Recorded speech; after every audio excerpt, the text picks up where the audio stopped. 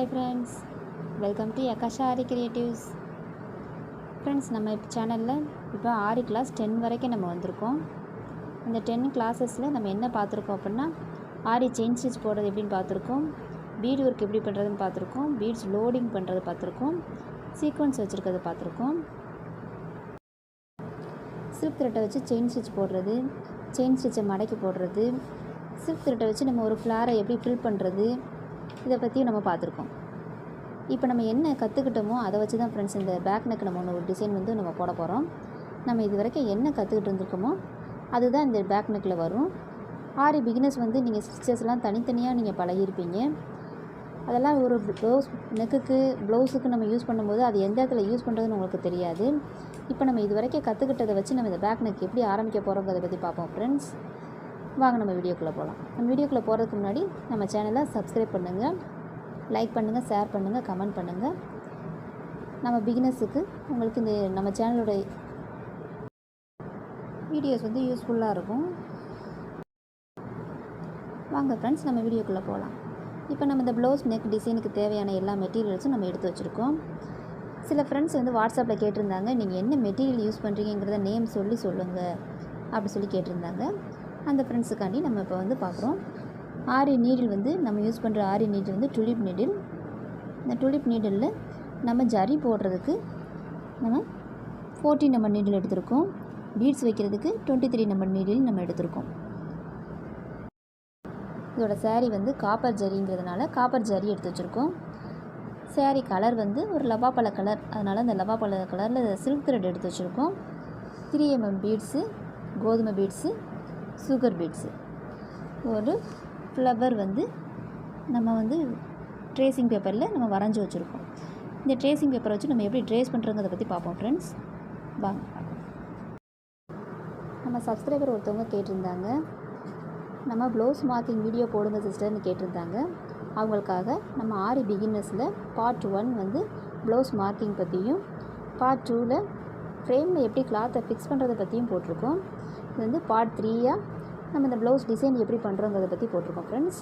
கண்டினியூஸாக part 1, part 2, part 3 பாருங்கள். உங்களுக்கு பிகினர்ஸ் ரொம்ப யூஸ்ஃபுல்லாக இருக்கும். அதை பார்த்தீங்கனாலே உங்களுக்கு நீங்கள் ப்ளவுஸ் போடுற அளவுக்கு நீங்கள் தெரிவிப்பீங்க. வாங்க என்ன பண்ணலான்னு பார்க்கலாம். ஃபஸ்ட்டு இப்போ நம்ம நெக் மார்க்கோட லைனில் ஒரு 1/4 இன்ச்சு தள்ளி அவுட்லைன் போட ஆரம்பிக்கிறோம் ஃப்ரெண்ட்ஸ். ஃபஸ்ட்டு நல்லா கெட்டியாக 4 லைன் ஜரி கொடுத்துருவோம். இந்த மாதிரி செயின் ஸ்டிச் குட்டி குட்டியாக நல்லா நெருக்கமாக கொடுங்க. 1/4 இன்ச்சு கேப்பில் கொடுக்கும்போது நம்மளுக்கு மிஷினில் அடிப்படாது. அதுக்காண்டி தான் நம்ம இந்த 1/4 இன்ச்சு கேப் விடுறோம். இப்படி அவுட்லைன் முழுக்க 4 லைன் செயின் ஸ்டிச் நல்லா ஒட்டி நெருக்கமாக கொடுத்துருங்க.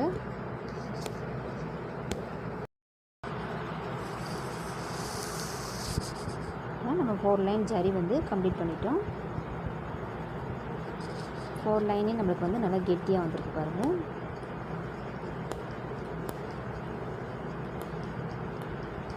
இப்போ நம்ம இந்த லைனோட நம்ம நாட் போட்டுருவோம்.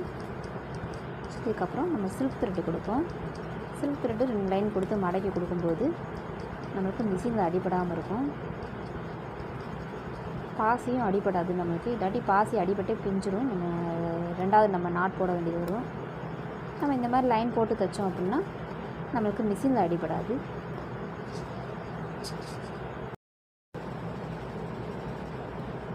இந்த மாதிரி இதை ஒட்டியே நம்ம சில்க் த்ரெட்டு கொடுத்துட்டு வாங்க. செயின் ஸ்டிச் தான் நம்ம போடுறோம். இந்த ஜரியை ஒட்டியே நம்ம சில்க் த்ரெட்டு கொடுக்குறோம். இப்போ நம்ம 2 லைன் சில்க் த்ரெட் போட்டோம். சில்க் த்ரெட் போட்டு நம்ம இப்படி ஆப்போசிட் சைடு இந்த மாதிரி மடக்கு தையல் போடுறோம்.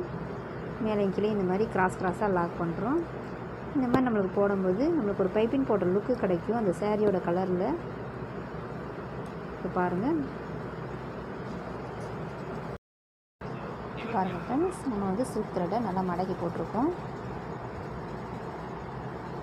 இந்த மாதிரி பைப்பிங் போடுற லுக்கு நமக்கு தெரியும். நம்ம போடும்போது இதுக்கப்புறம் நம்ம பீட்ஸ் வச்சாலும் நம்மளுக்கு மிஷினில் அடிபடாது. ஆனால் இப்போ இந்த டிசைனுக்கு நான் அடுத்து நெக்ஸ்ட்டு அவுட்லைன் பீட்ஸு நான் வைக்கல ஃப்ரெண்ட்ஸ். ஏன்னா இதோட கஸ்டமர் நம்மளுக்கு ப்ளவுஸு ஷார்ட் பீரியடில் கேட்டிருக்காங்க. ஸோ அதனால் நான் அவுட்லைன் பீட்ஸ் வைக்கல. உங்களுக்கு இன்னும் கொஞ்சம் டிசைனை கிராண்ட் ஆக்கணும் அப்படின்னு நீங்கள் நினச்சிங்கன்னா இதுக்கப்புறம் ஒரு அவுட்லைனில் ஒரு சுகர் பீட்ஸ் நீங்கள் கொடுத்துக்கலாம். வாங்க நெக்ஸ்ட்டு எப்படி ஃப்ளவர் ட்ரேஸ் பண்ணுறதுன்னு பார்ப்போம். இப்போ இந்த சேரீயில் இந்த மாதிரி பூ டிசைன் நிறையா இருந்ததுனால நம்ம இப்போ பூக்குடி தான் எடுத்திருக்கோம். அதே மாதிரி ஒரு ஃப்ளவர் நான் வரைஞ்சி வச்சுருக்கேன். இப்போ நெக்கோட சென்டரில் இப்போ நம்ம இந்த ஃப்ளவர் வரைகிறோம். நம்ம கார்பன் சீட் அடியில் வச்சுட்டு நம்ம வரைஞ்சி வச்ச ட்ரேசிங் பேப்பரை மேலே வச்சுருக்கோம். வச்சுட்டு நம்ம ஒரு பென்சிலோ லெட்டோ வச்சு நம்ம இந்த மாதிரி மேலேயே ட்ரா பண்ணுறோம்.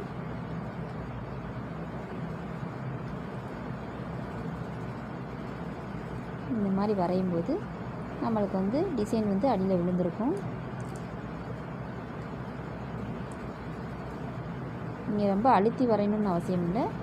நீங்கள் லைட்டாக வளைஞ்சாலே நீங்கள் அந்த டிசைன் போய் அதில் விழுந்துடும். பாருங்கள் ஃப்ரெண்ட்ஸ், நம்ம டிசைன் எல்லாம் வந்துருச்சு. இதே மாதிரி நெக்ஸ்ட்டு இங்கே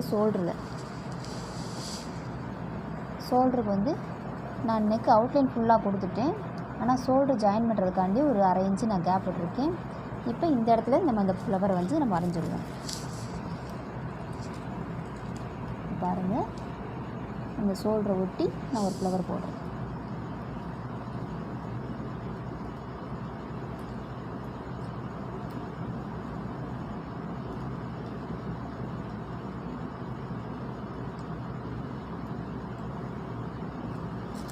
நெக்ஸ்ட் இதே மாதிரி அடுத்த ஷோல்டர்லேயும் நம்ம ஒரு ஃப்ளவர் வரைஞ்சிக்கிறோம்.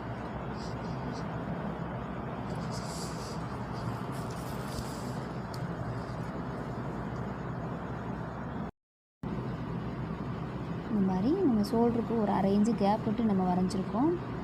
இந்த மாதிரி நம்ம ஒர்க் பண்ணும்போது நம்மளுக்கு ஷோல்டரில் நமக்கு அடிப்படாது. இல்லை பாசி நம்ம வச்சுடுங்க அப்படின்னா ஷோல்டர் அடிக்கும்போது நம்மளுக்கு ஊசி உடையும். இப்படி நம்ம கேப் விட்டு போடுறதுனால நம்மளுக்கு ஊசி உடையாது, ஈஸியாக அடிச்சிடலாம். ஷோல்டர் ஜாயின் பண்ணிக்கிறலாம். இப்போ நம்ம இந்த 2 பூக்கும் உள்ள டிஸ்டன்ஸை நம்ம டேப்பில் அளந்துக்கிறோம்.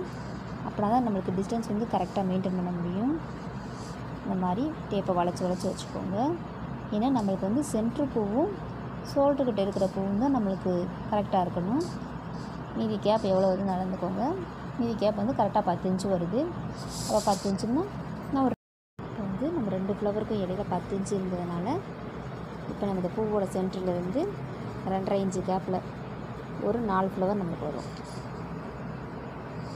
இந்த 2.5 இன்ச்சு கேப்பை கரெக்டாக வச்சு இந்த மாதிரி மார்க் பண்ணிக்கோங்க.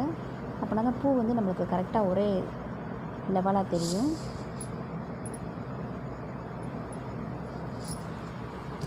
இப்போ இதை நம்ம பாயிண்ட்டாக வச்சு நம்ம படத்தை வரைஞ்சிடுவோம். இந்த மாதிரி நம்ம எல்லா பூவும் வரைஞ்சிட்டோம். இப்போ இந்த பூவுக்கு நடுவில் கம் வச்சு கல் வச்சிட்ருக்கோம். இந்த மாதிரி எல்லா பூலையும் நம்ம சென்டரில் கல் ஒட்டிடுறோம். இதை பாருங்கள், பூவெல்லாம் வர பூ எப்படி வந்துருக்குன்னு பாருங்கள். பாருங்கள், நம்ம சோயிங் த்ரெட் எடுத்திருக்கோம். கட்டாயம் நீங்கள் பீட்ஸ் வைக்கிறதுக்கு இந்த சோயிங் த்ரெட்டு தான் நீங்கள் எடுக்கணும். ஜரிலேயே நீங்கள் பீட்ஸ் வைக்கக்கூடாது. இந்த சகோதரி சொன்னாங்க, நாங்கள் ஜரியில் தான் பீட்ஸ் வச்சு பழகியிருக்கோம் அப்படின்னு சொல்லி.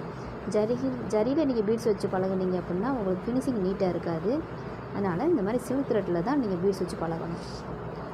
அதுதான் உங்களுக்கு நீட் ஃபினிஷிங் கிடைக்கும். அதனால் நீங்கள் பழகும்போதே சோயிங் த்ரெட்டில் நீங்கள் பீட்ஸ் வச்சு பழகுங்க. இப்போ இந்த கல்லை சுற்றி நம்ம பீட்ஸ் வைக்கிறோம்.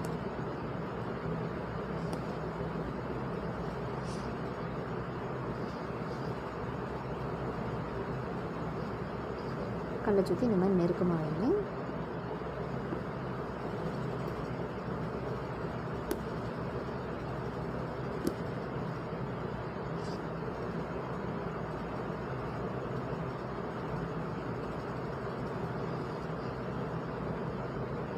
ரெண்டு பீட்ஸாக வைங்க, ரொம்ப வச்சிடாதீங்க.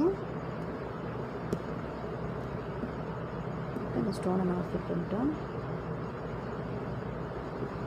இப்போ இந்த பெட்டல்ஸ் எப்படி போடுறோம். இந்த பெட்டல்ஸ் வந்து ஸ்டார்டிங்லேருந்து வர்றோம். இந்த மாதிரி 2 பீட்ஸாக வைங்க. அப்போ தான் நம்மளுக்கு சேஃப் எடுக்க முடியும்.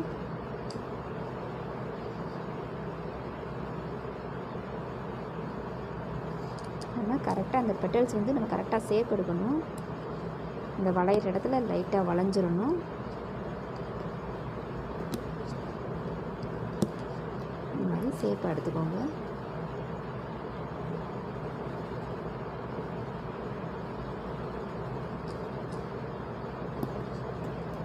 பெட்டல்ஸ் வந்து ஒன்று போல் நல்லா வளைஞ்சு போட்டால் தான் அந்த பெட்டல்ஸ் வந்து சேஃப் நல்லா கிடைக்கும். நீங்கள் சிங்கிள் பீட்ஸாக வச்சு கூட நீங்கள் சேஃப் எடுத்துக்கோங்க.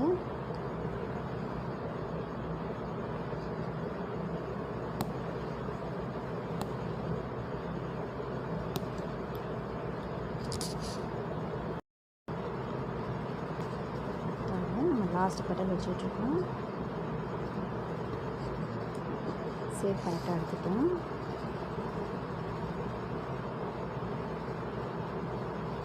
இந்த ஃப்ளார் எப்படி வருதுன்றது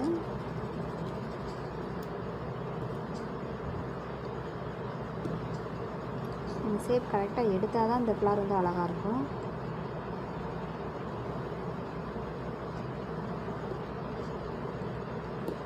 இது மாதிரி எல்லா ஃப்ளவரையும் அவுட்லைன் ஃபுல்லாக பீட்ஸ் வச்சுருங்க. இந்த மாதிரி எல்லா ஃப்ளவருக்கும் நீங்கள் அவுட்லைன் பீட்ஸ் வச்சுருங்க. இப்போ இந்த சென்டர் பூவில் வந்து நம்ம அடுத்த பூவுக்கு கொடி வரைகிறோம். இந்த மாதிரி ஒரு கிராஸாக ஒரு லைன். இதே மாதிரியே நம்ம எல்லா பூக்கும் கொடுத்துக்கிறோம்.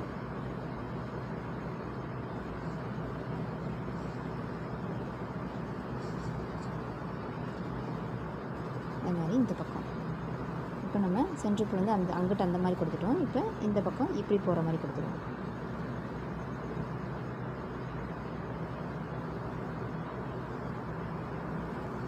நம்ம ட்ரேசிங் சீட் எடுத்து நம்ம வரைகிறதுக்கு டைம் வேஸ்ட் ஆகும் ஃப்ரெண்ட்ஸ். அதனால் நம்ம டிசியை வச்சு இந்த மாதிரி வரைஞ்சிட்டோம்னா சீக்கிரம் நம்மளுக்கு டைம் மிச்சமாகும்.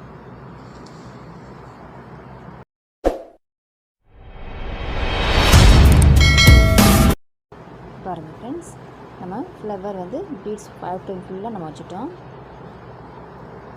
இந்த மாதிரி நம்ம நெக்கை சுற்றி போட்ட ஃப்ளவர் ஃபுல்லாக நம்ம பீட்ஸ் வச்சுட்டோம். இந்த அடுத்து நம்ம ரெண்டுக்கும் இடையில நம்ம கொடி வரைய போகிறோம். இப்போ நம்ம வரைஞ்சிருக்க அந்த கொடிக்கு நம்ம 3mm பீட்ஸ் வைக்கிறோம். உங்களுக்கு டிசியில் வரைகிறது பட்டையாக தெரிஞ்சிச்சு அப்படின்னா நீங்கள் பென்சில் வச்சு கூட நீங்கள் வரைஞ்சிக்கிறலாம். இந்த மாதிரி நல்லா வளைச்சி கொடியை வரைஞ்சிக்கோங்க. அந்த கொடியில் நம்ம 3mm பீட்ஸ் வைக்கிறோம்.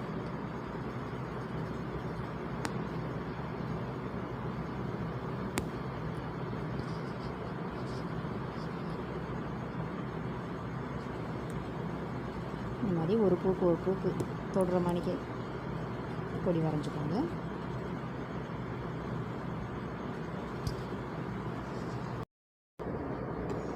இந்த மாதிரி பூக்கு அவுட்லைன் வந்து நம்ம ஜரி கொடுக்குறோம். பீட்ஸை நல்லா ஒட்டியே ஜரி கொடுங்க. இந்த மாதிரி இந்த பெண்டெல்லாம் நம்ம ஜரியை வந்து நல்லா உள்ள வரைக்கும் போட்டால் தான் நீட் ஃபினிஷிங் கிடைக்கும்.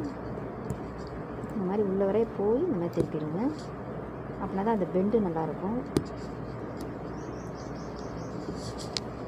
இப்படி அந்த பீட்ஸை ஒட்டி நம்ம ஜரி போடும்போது நமக்கு லுக்காக தெரியும்.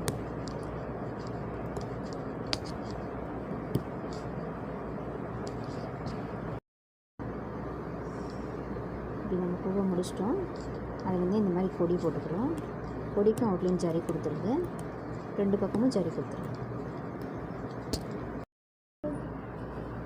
இப்போ நம்ம சேம் கலர் த்ரெட் எடுத்துருக்கோம். இந்த மாதிரி அந்த கொடியில் வந்து நம்ம பாசி வைக்கிறோம். ஒரு சுகர் பாசி, ஒரு சுகர் பீட்ஸ் ஒன்று, ஒரு கோதுமை பாசி ஒன்று. இந்த மாதிரி நம்ம இலை மாதிரி வி ஷேப்புக்கு வச்சுக்கிட்டு இருக்கோம். இப்படி இந்த பக்கம் எப்படி வைக்கிறோமோ அதே மாதிரியே நம்ம ஆப்போசிட் சைடும் நம்ம வச்சு விட்றணும். இப்போ பார்த்திங்கன்னா இந்த கொடியில் ஒரு இலை மாதிரி அது தெரியும். இப்போ நம்ம சேம் கலர் த்ரெட் யூஸ் பண்ணும்போது நம்ம எப்படி கிராஸ் பண்ணி போனாலும் அது வந்து பெருசாக தெரியாது. நீங்கள் வேறு கலர் த்ரெட் யூஸ் பண்ணிங்கன்னா நீங்கள் கிராஸ் பண்ணி போகும்போது அது அசிங்கமாக தெரியும். அதனால் நம்ம சேம் கலர் த்ரெட்டு எடுத்துருக்கோம். இப்போ பாருங்கள், நம்ம கிராஸ் பண்ணி போனாலும் அது வந்து சேம் கலராக இருக்கிறதுனால அது அந்தளவுக்கு தெரியாது. அதனால் இந்த மாதிரி கொடி வைக்கும்போது நீங்கள் சேம் கலர் த்ரெட்டை யூஸ் பண்ணி வச்சுருங்க. பாருங்கள் இந்த கொடி இலையா அழகாக வந்துருச்சு. இப்போ இந்த நம்ம பூக்குள்ளே நம்ம ஃபில் பண்ண போகிறோம். அதனால் இடையில ஒரு ஜர்தோசி கொடுத்து நம்ம லோடு பண்ண போகிறோம். எம்போஸ்டாக தெரியும். அதனால் இப்போ நம்ம பூக்குள்ளே நம்ம எவ்வளோ ஜர்தோசி வேணுங்கிறத பார்த்து நம்ம கட் பண்ணிக்கிடுவோம். இந்த அளவு நம்ம கட் பண்ணிக்கிட்டால் போதும். இதுக்கு மேலே சில்க் த்ரெட்டு கொடுக்கும்போது நல்லா லோடிங் வந்து நல்லா எம்போஸ்டாக நல்லா தெரியும். இந்த அளவுக்கு ஊற்றிக்கோங்க.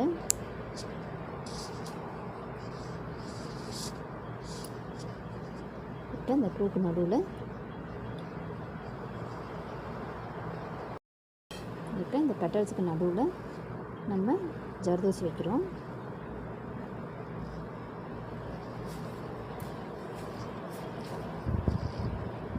இந்த மாதிரி இந்த பெட்டலுக்கு நடுவில் வச்சுருங்க.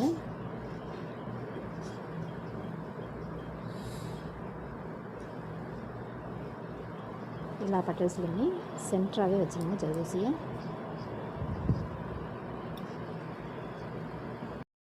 இப்போ நம்ம 6 பெட்டல்ஸ்லையும் இந்த மாதிரி ஸ்க்ரீன் வச்சுட்டோம். சில்க் த்ரெட்டை 2 நூலாக நம்ம நாட் போட்டு வச்சுருக்கோம். இப்போ மேலேருந்து எடுக்கிறோம் பாருங்கள். நல்லா லென்த்தாக எடுத்துக்கோங்க. ஃபில் பண்ணுறதுக்கு நல்லா லூஸ் விட்டு இடுங்க. அப்படின்னா தான் ஃபில்லிங் வந்து கரெக்டாக இருக்கும். இந்த மாதிரி நல்லா லூஸ் விட்டு ஆப்போசிட் சைடு லாக் பண்ணிக்கோங்க.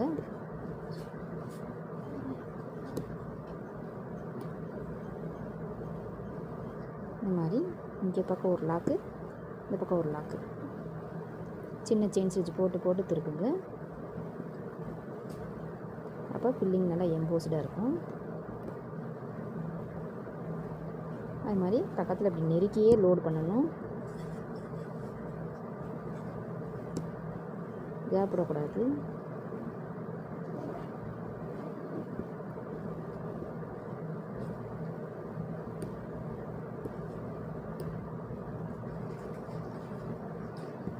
இந்த மாதிரி ஒவ்வொரு பெட்டல்ஸாக நம்ம கம்ப்ளீட் பண்ணணும். இப்போ இந்த பெட்டல்ஸ் பாருங்கள், நம்ம ஸ்ப்ரிங்குக்கு மேலே லோட் பண்ணதுனால நல்லா எம்போஸ்டாக தெரியுது.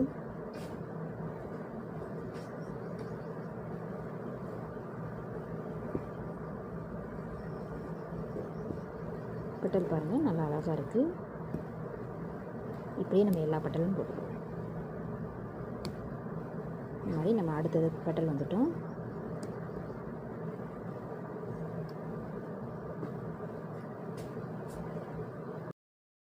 பாருங்கள் ஃப்ரெண்ட்ஸ், நம்ம ஃப்ளவர் வந்து நல்லா எம்போஸ்டாக போட்டாச்சு.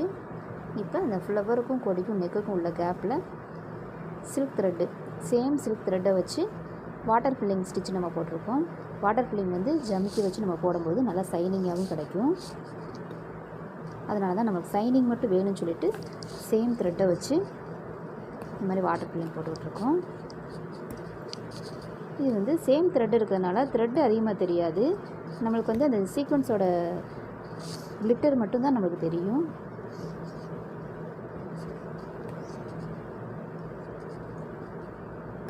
இந்த மாதிரி இந்த கேப் முழுக்க நம்ம வாட்டர் ஃபில்லிங் கொடுத்துட்றோம். நூடுல் ஸ்டிச்சு, வாட்டர் ஃபில்லிங் இந்த மாதிரி சொல்லிக்கலாம்.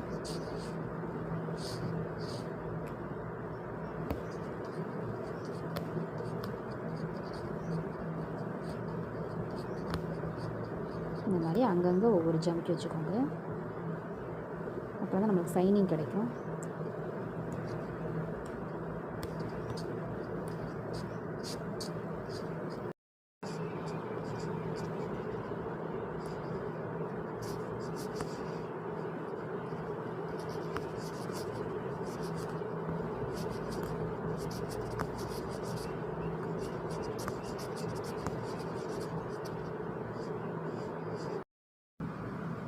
இப்போ பாருங்கள் ஃப்ரெண்ட்ஸ், நம்ம வாட்டர் ஃபில்லிங் நல்லா ஃபினிஷ் பண்ணிட்டோம்.